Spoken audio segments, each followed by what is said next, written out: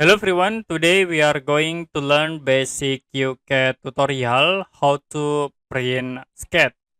So if you want to print in A4 paper size, you need to go to edit, click on drawing preference, and then click on page in printing. You can change paper size into A4 and then you can set orientation. We use portrait, click apply and OK. As example, I will create for the A4 paper size with these tools. Rectangle can set width 210 and for height 297. So you can click. Okay, it will be create the object.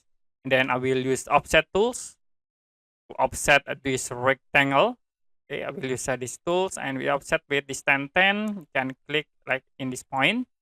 And then for object, I will draw a circle at this point. Now to plotting, you can click these icons to move into print preview. I will set into no. You can see. And you can click these icons to move the sketch into center of this paper. You can set scale into 1:1. After it, you can click this icon to print your file. Okay, that's it for basic QCAD tutorial how to print. If you have any question about tutorial, you can comment below this video.